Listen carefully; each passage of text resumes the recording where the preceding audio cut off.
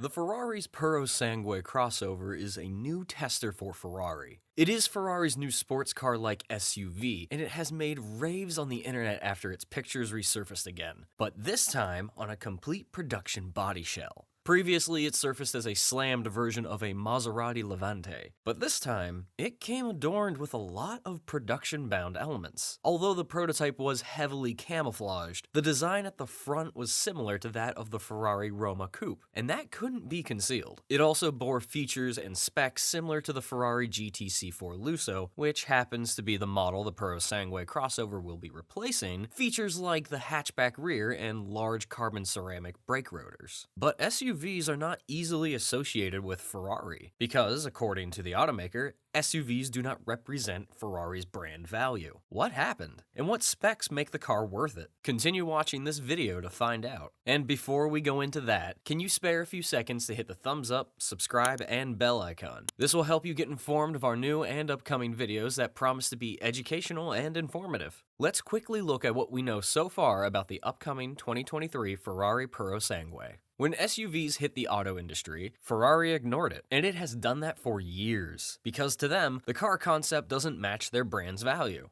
However, times change. With big luxury companies like McLaren having an SUV in its lineup, it is obvious to Ferrari that if they don't give their customers one, because the demand for luxurious SUVs has been on the high, their customers would go elsewhere. And by rivals, we are talking about long-term rivals of Ferrari who are also into making luxurious and exotic automobiles. In 2018, Louis Camarelli, the former chief executive officer of Ferrari, revealed the Purosangue name for the Ferrari SUV crossover. However, he stressed the need for the car to be perfect. By that, he meant production of the Ferrari crossover would not be rushed. And true to his words, it wasn't. This is because Ferrari was looking at perfection. The word Purosangue means pureblood or thoroughbred, and the press believes it could be the automaker's way of saying, this might be our first Ferrari car production with 4 doors, but it will still drive like every other Ferrari. Even better. That's just one way to look at it. But there's no denying the fact that it also feels like they were reminding the world that the Ferrari Purosangue crossover rides on a true Ferrari platform. This somehow reflects on the fact that their major rivals, Lamborghini Urus and Bentley Bentayga, trace their DNA back to the relatively humble Volkswagen Touareg, a sleek way of rekindling the Lamborghini versus Ferrari feud,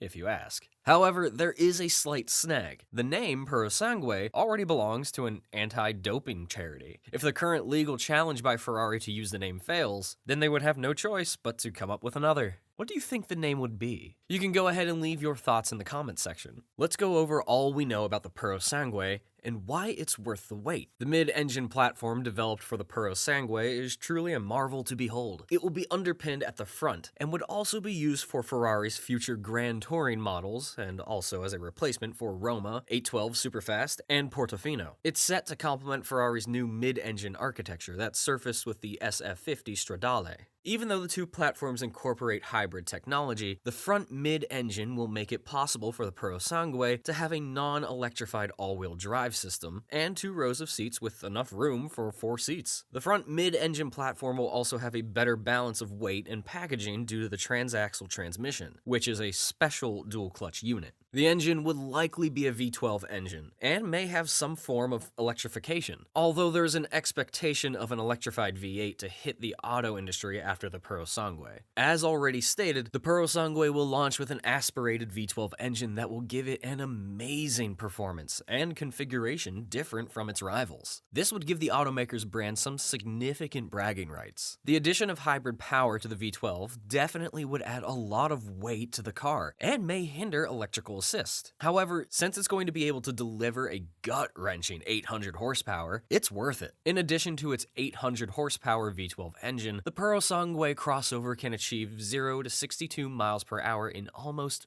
3 seconds, and can reach a top speed of 200 miles per hour, or about 320 kilometers per hour. Hopefully, Ferrari is not going to leave the Purosangue as a single model, but with several versions. Each version differs in performance and type of engine, arriving Arriving much later after the Purosangue with the V12 engine is the V8 hybridized Purosangue. It is believed that it would share technology with the SF90 Stradale 4-liter engine, but with a plug-in hybrid unit, making it one of the first plugged-in hybrid electric vehicles owned by Ferrari. The engine would come with a dual-clutch transmission mounted at the rear. However, the SF90 power units can deliver 986 horsepower, which is present in the V8, will overshadow the V12.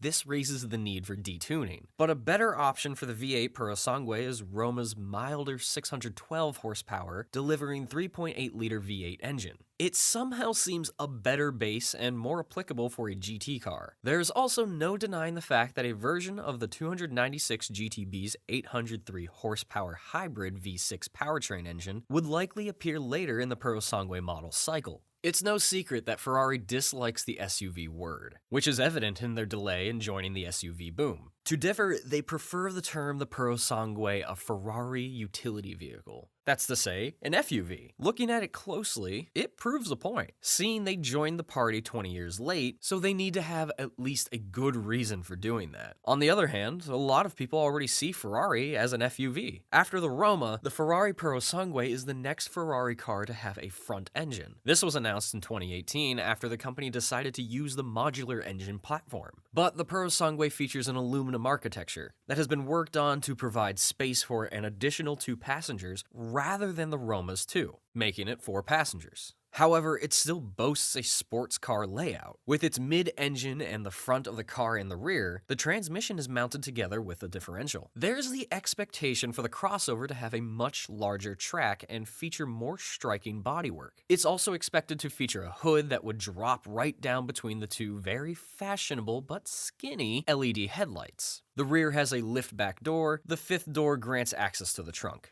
The Purosangue expected naturally aspirated V12 will feature a simple rear-wheel drive transmission and boasts 4-wheel drive steering. This will in effect create a 4-seat Ferrari 812 Superfast, and would create a point of differentiation for Ferrari's first ever SUV, and also deliver a true exotic sports car experience to Ferrari enthusiasts. But a lot of people hope that their SUVs can allow them to sink their foot into the firewall, or feel the tires hook up. Those can also be expected from the Ferrari SUV. The Purosangue V12 front engine layout doesn't have enough room on its front axle to boast of SF90E motors, but subsequent hybrid versions will more likely have theirs at the end. Well, except Ferrari takes up the initiative to take power from the front end of the V12 engine and V8 engine instead of from the front axle, exactly as it did with the non-forgotten GTC Lusso. No one knows yet how tall the Purosangue will be, but we can tell from the spy shots that it's more of a crossover than an SUV, and that it would be like most supercars from the automakers. The Purosangue will have a Ferrari suspension system that allows for the adjustment of height. A lot of SUV lovers would prefer air springs as the most obvious choice. However, there is a huge possibility that Ferrari has something else planned. Call it a surprise or a mystery. This information was made available to their investors when the car company claimed that Purosangue would feature a new innovative suspension. To this, we all have to wait and see exactly what that means, what all of it means. But regarding height,